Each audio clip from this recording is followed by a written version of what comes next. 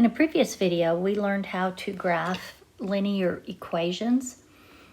In this next series of videos, we're going to look at how to graph linear inequalities. If I have an equation, for instance, I have 3x plus 4y equals 24. I know that's a linear equation because the x and the y are both to the first power, and it has an equal sign. So if I were to graph that, if I were to find all of the ordered pairs, x and y, that if I plugged into that statement would make it a true equation, then I would have a straight line. So what we're going to look at in this section is, what if I have something that looks like this, where 3x plus 4y is less than or equal to 24. On this one, we're not just going to have the straight line of points, we're going to have an entire half plane. A half plane, a flat surface, two-dimensional surface, a piece of paper, a whiteboard, is called a plane. So what we're finding is the half of that plane that makes this a true statement. And that plane is going to be divided right on the line where 3x plus 4y equals 24. So our step-by-step process here is, first is going to be to put an equal sign in place of the less than or equal or greater than or equal or less than or greater than. So we are not graphing this linear equation, we are graphing this inequality. But our first step is to write it with an equal sign and then draw that line. And in previous videos, we looked at several different ways of drawing a line. Because this one is in standard form, I think the easiest way of doing this one is going to be to plot my X and Y intercepts. And remember, in that video, we saw that we let X equal 0 and solve for Y. And that's going to give us a point with 0 and some other number. And then we let Y equal 0 and we solve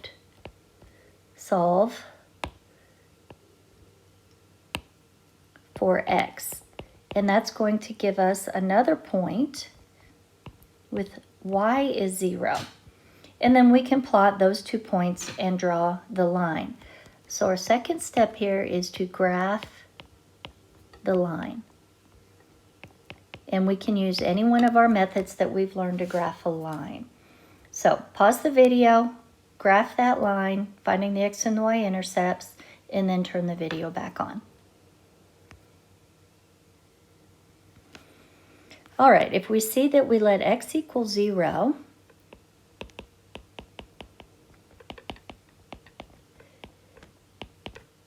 three times 0 is 0, and then we divide by 4, and Y equals 8. So that gives us the ordered pair 0, 8. If Y equals 0, we have 3x plus 4 times 0.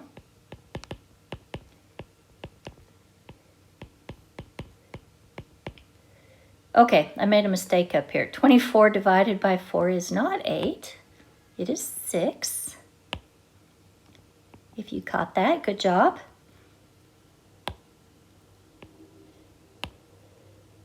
And then on this one, 24 divided by 3 is 8.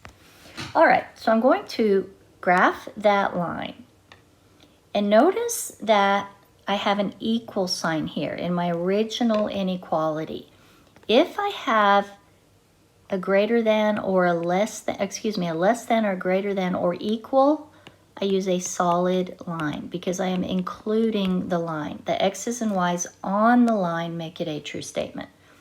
If I have strictly less or strictly greater, I'm going to use a dashed line.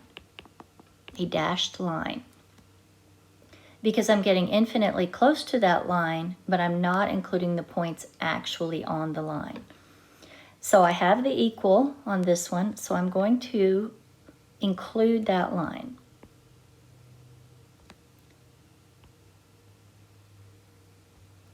So I plot the point 0.06.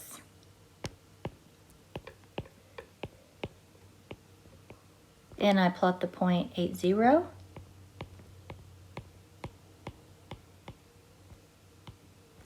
And because I have an equal sign, I draw a solid line through those 2 points.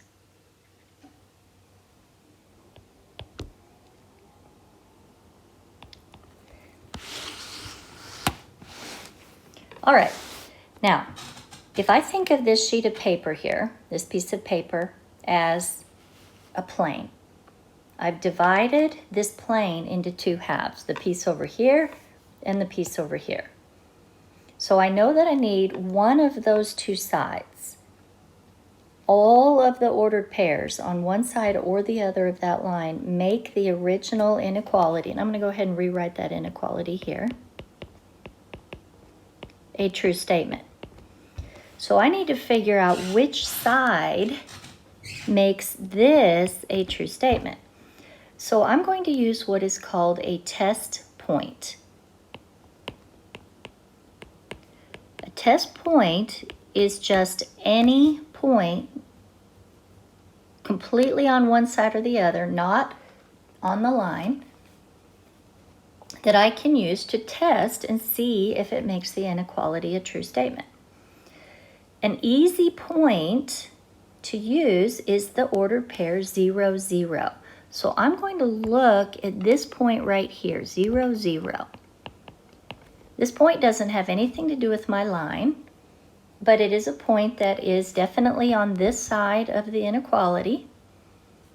So I'm going to try that point in the inequality, and I'm going to see, is this a true statement? 3 times 0 is 0, 4 times 0 is 0, 0 plus 0 is 0. So I have, is 0 less than or equal to 24? And in this case, we see yes, it is. This is a true statement. That means the ordered pair 0, 0 is on the side I want. So that tells me that all of these points over here make that inequality a true statement.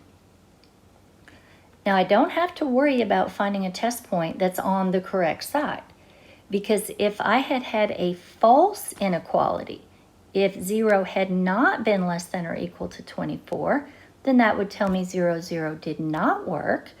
So everything on the other side works. So what we have here is that once we try our test point, and again, I use 0, 0 because that's an easy one to put in, then if it is a true statement, you shade toward the test point.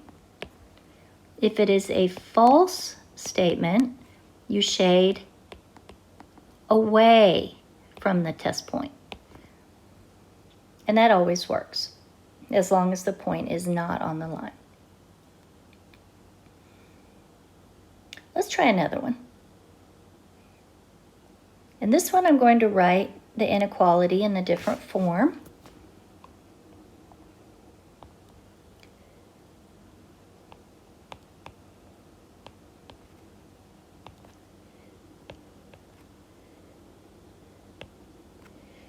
And notice this one is written in Slope-Intercept Form. So this one is probably going to be easier to graph using the y-intercept and the slope. But our instructions are the same. They're going to be to write it with an equal sign, graph that line using whatever method, keeping in mind if I need to use a dashed line or a solid line, and then do a test point for shading. So I want you to pause the video write it with an equal sign, and be sure to actually do that step. Write it down with an equal sign, because you can't do the algebra for graphing the line with a greater than or less than. You need to keep an equal sign there.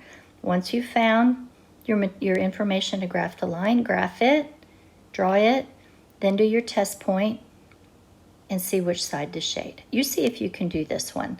Pause the video and then try it.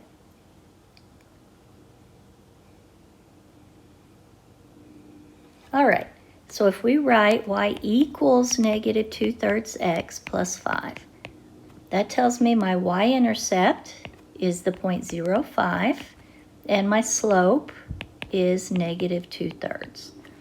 So I can draw my line, plotting my ordered pair 0, 5,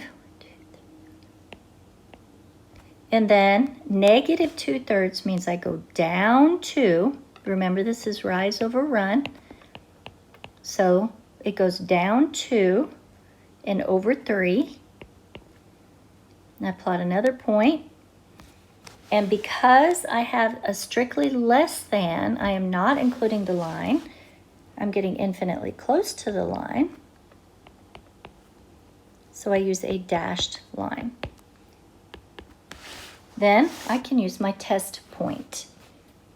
I can see that I have the ordered pair, and I'm going to use the ordered pair 0, 0 again, just because it's easy to do the math.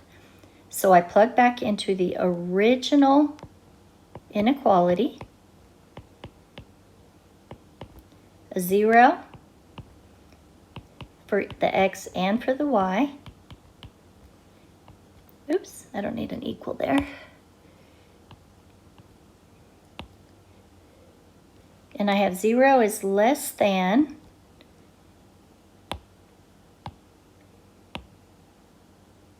negative 2/3 times 0 is 0 plus 5. I have 0 is less than 5, which is a true statement.